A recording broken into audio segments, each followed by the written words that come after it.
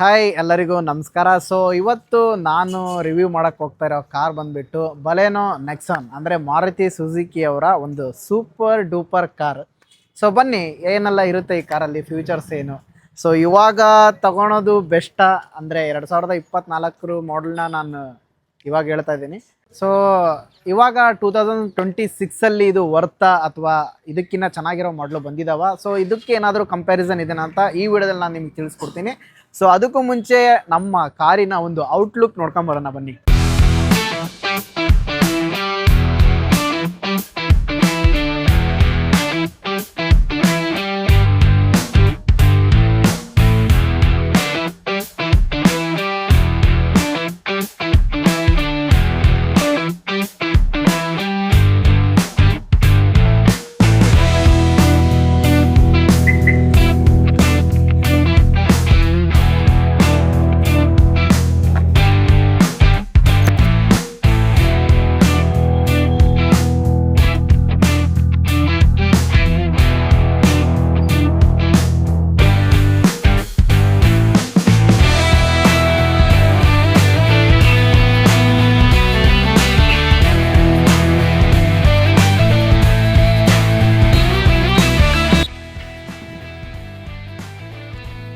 So weather ತುಂಬಾ ಚೆನ್ನಾಗಿದೆ.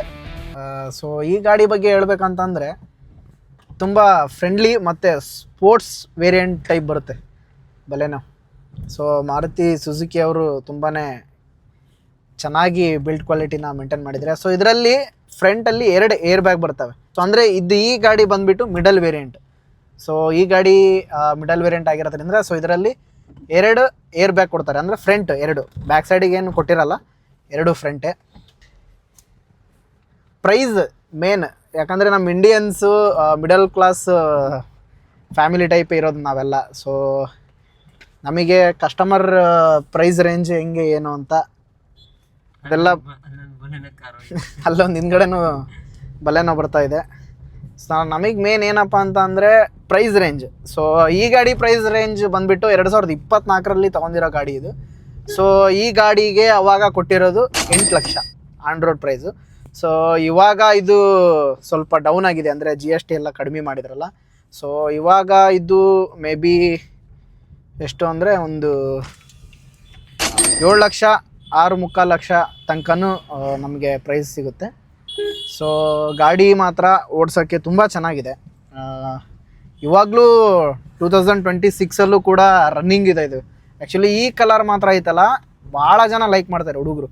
So ಇವಾಗ ನಮಗೆ ಏನಪ್ಪ ಅಂತಂದರೆ ಫ್ಯಾಮಿಲಿನೂ ಕಂಫರ್ಟ್ ಆಗಬೇಕು, ಮತ್ತು ನಾವು ಓಡ್ಸೋಕ್ಕೆ ಒಂಥರ ಸ್ಪೋರ್ಟ್ಸ್ ವೇರಿಯಂಟ್ ಥರ ಇರಬೇಕು. ಸೊ ಅದಕ್ಕೆ ಬಲೆನೋ ಇದೆ ಅಲ್ಲ, ಸೂಪರ್ ಗಾಡಿ ಇದು.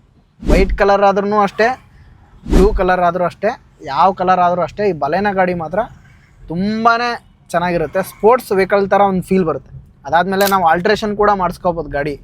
ಸೊ ಹುಡುಗರಿಗೆ ಯಾರೆಲ್ಲ ತೊಗೋಬೇಕು ಅಂತ ಅಂದ್ಕೊತೀವೋ ಸೊ ನಮಗಿದು ಪ್ರಿಫರೇಬಲ್. ಸೊ ಇದು ಫ್ರಂಟ್ AC, ಮಳೆ ಬಂದಾಗೆಲ್ಲ ಸ್ನೋ ಎಲ್ಲ ಇಲ್ಲಿ ಕುತ್ಕೊಂಡಿರುತ್ತಲ್ಲ, ಸೊ ನೋಡ್ಬೋದು ನೀವು. ಸೊ ಇದು ಇವಾಗ ಹೆಂಗೆ ವೈಪೌಟ್ ಆಗುತ್ತೆ ನೋಡಿರಿ. ಸೊ ಸ್ಕ್ರೀನ್ ಫುಲ್ ಕ್ಲಿಯರ್ ಆಗುತ್ತೆ. ಸೊ ಇಂಡಿಯನ್ ವೆಹಿಕಲ್ಗೆ ಕಂಪೇರ್ ಮಾಡಿದ್ರೆ ಸೊ ಬಲೆನೋ ಅವರು ಮಾರುತಿ ಸುಜುಕಿ ಅವರು ತುಂಬ ಕಂಫರ್ಟಬಲ್. ಅಂದರೆ ನಮಗೀಗ ಡ್ರೈವಿಂಗ್ ಮಾಡಬೇಕಂದ್ರೆ ಒಬ್ಬ ವ್ಯಕ್ತಿಗೆ ಫ್ಯಾಮಿಲಿ, ಅವ್ರ ತಂದೆನೂ ಕೂಡ ಡ್ರೈವಿಂಗ್ ಮಾಡ್ಬೋದು ಮತ್ತು ಮಗನೂ ಕೂಡ ಡ್ರೈವಿಂಗ್ ಮಾಡ್ಬೋದು. ಸೊ ತಂದೆಯೂ ಕೂಡ ಸ್ಪೀಡಾಗಿ ಹೊಡಿತಾರೆ ಗಾಡಿ, ಮಗನೂ ಕೂಡ ಸ್ಪೀಡಾಗಿ ಹೊಡಿತಾರೆ. ಯಾವ್ದೋ ಜಾತ್ರೆಯಲ್ಲಿ ಇಲ್ಲಿ ಪಾಷಾಣ ಮಾರೋಂತರ ಇದಾನೆ, ಕೋಟಿಗಟ್ಲೆ ಮಾತಾಡ್ತಾನೆ. ಬಟ್ ಅದ್ರಾಗೂ ಇಬ್ಬರಲ್ಲೂ ಓಡಿಸೋದು ಭಾಳ ಡಿಫ್ರೆನ್ಸ್ ಇರುತ್ತೆ. ಅಂದರೆ ಫೀಲ್ ಬರಬೇಕು. ಒಂದು ಗಾಡಿನ ನಾವು ಓಡಿಸ್ತಾ ಇದೀವಿ ಅಂತಂದರೆ ಸೊ ಅದರಲ್ಲಿ ನಮಗೆ ಸ್ಪೋರ್ಟ್ಸ್ ವೆಹಿಕಲ್ ಥರ ಫೀಲ್ ಬಂತು. ಈ ಬಡತವಿಂದ ದೇಶ ಉದ್ಧಾರ ಆಯ್ತದ ಏನು ಅದೊಂದು ಫೀಲ್ ಹೇಳಕ್ ಬರಲ್ಲ, ಅದು ಅನುಭವಿಸ್ದವ್ರಿಗೆ ಮಾತ್ರ ಗೊತ್ತು. ಆ ಥರ ಹುಡುಗರು ಫೀಲ್ ಮಾಡ್ತಾರೆ. ಸೊ ನಾನೇನಂದರೆ ಇದು ನನ್ನ ಫ್ರೆಂಡಿನ ಗಾಡಿ ಆ್ಯಕ್ಚುಲಿ. ಸೊ ಅವ್ರದ್ದು ಸ್ಪೈಡರ್ ಇಂಕ್ ಟ್ಯಾಟೂ ಶಾಪ್ ಇದೆ ದಾವಣಗೆರೆಯಲ್ಲಿ, ರಾಮಂಕ ಸರ್ಕಲಲ್ಲಿ. ಸೊ ಇದು ಅವ್ರದ್ದು. ಸೊ ಅವ್ರ ಎಕ್ಸ್ಪೀರಿಯನ್ಸ್ ಪ್ರಕಾರ, ಯಾಕಂದರೆ ಈ ಗಾಡಿ ನಾನು ಹೊಡೆದಿದ್ದೀನಿ, ಸುಮಾರು ಗೋವಾ ಎಲ್ಲ ಟ್ರಿಪ್ಪೆಲ್ಲ ಹೋಗಿ ಬಂದಿದ್ದೀವಿ ಈ ಗಾಡೀಲಿ. ಸೊ ಮೈಲೇಜ್ ಮೇನ್ ಇಂಪಾರ್ಟೆಂಟ್ ಕಾರಲ್ಲಿ, ಮೈಲೇಜ್ ಪೆಟ್ರೋಲ್ ಅದರಲ್ಲೂ ಇದ್ರದ್ದು. ಸೊ ಪೆಟ್ರೋಲ್ ಮೈಲೇಜ್ ಬಂದುಬಿಟ್ಟು ಇದ್ರದ್ದು ಗಾಡಿದು ಮೈಲೇಜ್ ಬಂದುಬಿಟ್ಟು ನಮಗೆ ಅರೌಂಡ್ 20, ಅಂದರೆ 18ಇಂದ 20, 18ರಿಂದ 20 ಕಿಲೋಮೀಟ್ರನ್ನ ನಾವು ಎಕ್ಸ್ಪೆಕ್ಟ್ ಮಾಡ್ಬೋದು 1 ಲೀಟರ್ಗೆ. ಸೊ ನೋಡ್ಬೋದು ನೀವು ಇಲ್ಲಿ. ಸೊ ವೆಹಿಕಲ್ 2024 ಮಾಡಲು ತೋರ್ಸಪ್ಪಿ. ಸೊ ಇದು ಎಷ್ಟು ಓಡಿದೆ ಅಂದರೆ 22,076 ಕಿಲೋಮೀಟ್ರ್ ಓಡಿದೆ. 22,076 ಕಿಲೋಮೀಟ್ರ್ ಓಡಿದೆ. ಸೊ ಇವಾಗ ನಾವು ದಾವಣಗೆರೆಯಲ್ಲಿ ಲಾಗ್ನ ಮಾಡ್ತಾಯಿದ್ದೀವಿ. ಸೊ ಈ ಸರ್ಕಲ್ ನಿಮಗೆ ಮೋಸ್ಟ್ಲಿ ಗೊತ್ತಿರ್ಬೋದು, ಇದು ಅರ್ನಾಟಕೀಸ್ ರೋಡ್ ಅಂತ ಹೇಳ್ಬಿಟ್ಟು.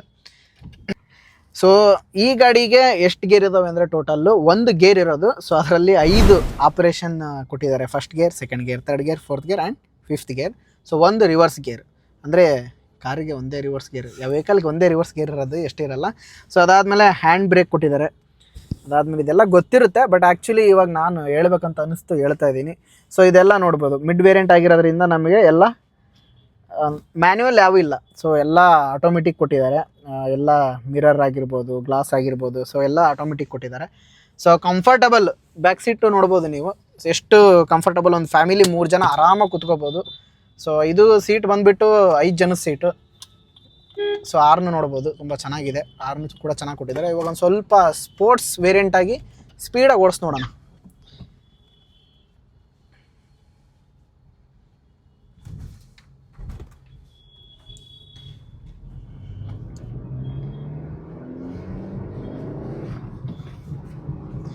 ಸೊ ನೋಡ್ಬೋದು ಎಷ್ಟು ಸ್ಪೋರ್ಟ್ಸ್ ವೇರಿಯಂಟ್ ಟೈಪ್ ಫೀಲ್ ಬರ್ತೈತೆ. ಸೊ ಮಳೆ ಕೂಡ ಸ್ಟಾರ್ಟ್ ಆಗ್ತಿದೆ ಅದ್ರ ಜೊತೆಲಿ.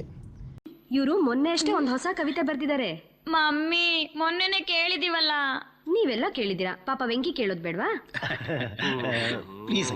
ಸೊ ಟ್ರಾಫಿಕ್ ಇರೋದ್ರಿಂದ ನಾವು ಜಾಸ್ತಿ ಸ್ಪೀಡಾಗಿ ಓಡ್ಸೋಕ್ಕಾಗಲ್ಲ. ಬಟ್ ಕಾರ್ ಅಂದರೆ ಮಿನಿಮಮ್ ಸ್ಪೀಡಾಗಿ ಹೋಗುತ್ತೆ.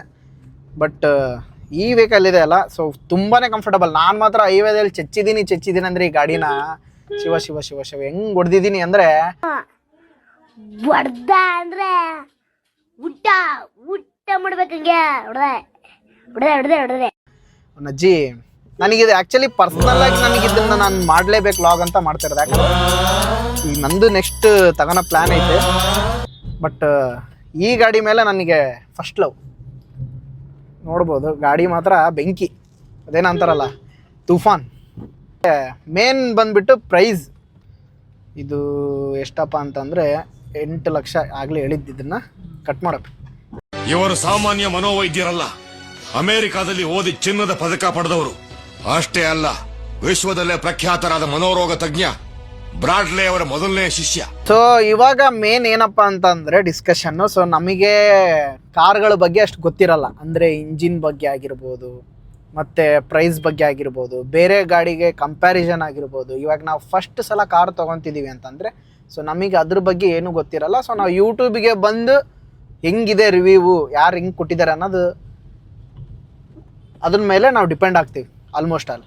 ಸೊ ಇಲ್ಲಿ ಕೆಲವೊಂದು ಯೂಟ್ಯೂಬರ್ಸ್ ಏನು ಮಾಡ್ತಾರೆ ಅಂತಂದರೆ ಪ್ರಮೋಷನ್ನು ಮಾಡಿರ್ತಾರೆ, ಬಟ್ ನಾನು ಪ್ರಮೋಷನ್ ಮಾಡ್ತಾ ಇಲ್ಲ. ಸೊ ನಂದು ಎಲೆಕ್ಟ್ರಿಕ್ ಏತರ್ ಸ್ಕೂಟಿ ಬಗ್ಗೆನೂ ನಾನು ರಿವ್ಯೂ ಮಾಡಿದ್ದೆ. ಇದರಲ್ಲಿ ನನ್ನ ವೀಡಿಯೋದಲ್ಲಿ ನನಗೆ ಅಷ್ಟು ಟೆಕ್ನಿಕಲ್ ಬಗ್ಗೆ ನಾನು ಏನು ಹೇಳ್ತಾ ಇಲ್ಲ.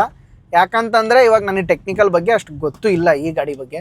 ಒಪ್ತೆ ಕಡೆ ಒಪ್ತೆ, ನಿನ್ ಮನ್ಸು ಎಷ್ಟು ಪರಿಶುದ್ಧವಾಗದು ಅಷ್ಟು ನೀ ಚೆನ್ನಾಗಿ ಬರುತ್ತೀಯ. ಸೊ ಇವಾಗ ನಾನು ಹೇಳ್ಬೋದು ChatGPT ಹೊಡೆದ್ರೆ ಎಲ್ಲ ತೋರಿಸ್ತತಿ, ಬಟ್ ನನಗೆ ಅದ್ರದ್ದು ಅವಶ್ಯಕತೆ ಇಲ್ಲ. ಯಾಕಂದರೆ ಬೇರೆಯವರೆಲ್ಲರೂ ಹೇಳಿರ್ತಾರೆ. ಕಾನ್ಸಂಟ್ರೇಟ್ ಅಂದರೆ ಮೈಲೇಜ್ ಮತ್ತು ಕಂಫರ್ಟ್ನೆಸ್ ಮತ್ತು ಸೇಫ್ಟಿ, ಇವು 3 ನನಗೆ ಬೇಕಾಗಿರೋದು. ಅದಾದಮೇಲೆ ಲಾಸ್ಟ್ ಇಂಪಾರ್ಟೆಂಟ್ ಪ್ರೈಸ್. ಸೊ ಗಾಡಿ 1ನೇ ಗೇರಲ್ಲಿ 2ನೇ ಗೇರಲ್ಲಿ ಒಳ್ಳೆ ಪಿಕಪ್ ಇದೆ. ಯಾಕಂದರೆ ಆಲ್ಮೋಸ್ಟ್ ಅಲ್ಲಿ ನನಗೆ ಗೊತ್ತಿರೋ ಪ್ರಕಾರ ಪೆಟ್ರೋಲ್ ಇಂಜಿನ್ ಯಾವ್ಯಾವ ಇದಾವೋ ಅದ್ರ ಆ ಗಾಡಿಗಳದ್ದು ಪಿಕಪ್ಪು ತುಂಬ ಚೆನ್ನಾಗಿರುತ್ತೆ ಅಂತ ಅದರೊಂದು ಗೊತ್ತಿದೆ ನನಗೆ. ಅದಾದಮೇಲೆ ಮತ್ತು ಹೈಟ್, ಗ್ರೌಂಡ್ ಕ್ಲಿಯರೆನ್ಸ್ ಒಂದು ಚೆನ್ನಾಗಿದೆ ಇದರಲ್ಲಿ. ಯಾಕಂದರೆ ಆಲ್ಮೋಸ್ಟ್ ಅಲ್ಲಿ ಎಲ್ಲ ಕಾರ್ಗಳಲ್ಲಿ ಗ್ರೌಂಡ್ ಕ್ಲಿಯರೆನ್ಸ್ ಅಷ್ಟು ಕೊಟ್ಟಿರಲ್ಲ ಈ ಹ್ಯಾಚ್ ಬ್ಯಾಕ್ ಸಿಸ್ಟಮ್ ಒಳಗಡೆ. ಬಟ್ ಇದರಲ್ಲಿ ಗ್ರೌಂಡ್ ಕ್ಲಿಯರೆನ್ಸ್ ತುಂಬಾ ಚೆನ್ನಾಗಿ ಕೊಟ್ಟಿದ್ದಾರೆ. ಚೆನ್ನಾಗಿದೆ ವೆಹಿಕಲ್ ಮಾತ್ರ. ಈ ಚೆನ್ನಾಗಿದೆ ವೆಹಿಕಲ್ ಮಾತ್ರ ಅಂತ ಹೇಳೋಕ್ಕೆ ಹೋದ್ರೇ ಒಂದು ಡೈಲಾಗ್ ನೆನಪಾಕತ್ತೆ. ಅವ್ನು ಹೇಳಿದ ನಮ್ಮನ್ನು ಕುಡ್ದು ಚೆನ್ನಾಗಿ ತೆಗ್ದಿದ್ದಾರೆ ಮಾತ್ರ. ಫಿಲಮ್ಮು ಹೆಂಗೆ ತೆಗ್ದಿರೋ ಗೊತ್ತಿಲ್ಲ. ಚೆನ್ನಾಗಿದೆ ಮೂವಿ, ಆದ್ರೆ ಮಾತ್ರ ಹೆಂಗ್ ತೆಗ್ದಾರ ಅಂತ ಗೊತ್ತಿಲ್ಲ. ಮೂವಿ ಸೂಪರ್ ಆಗಿದೆ ಮೂವಿ, ಆದ್ರೆ ಹೆಂಗೆ ಡಿಸ್ಟೆನ್ಸ್ ಆಗಿದೆ ಮೂವಿ. ಆದ್ರೂ ಮಾತ್ರ ಚೆನ್ನಾಗಿ ತೆಗ್ದಿಲ್ಲ ಅಂತ ಹೇಳಕ್ಕೂ ಆಗಲ್ಲ, ನಾವು ತೆಗ್ದಿದ್ದಾರೆ ಅಂತಾನು ಹೇಳಕ್ಕಾಗಲ್ಲ. ಮೂವಿ ಸೂಪರ್ ಆಗಿ ಮೂವಿ ತೆಗ್ದವ್ರೆ ಮಾತ್ರ.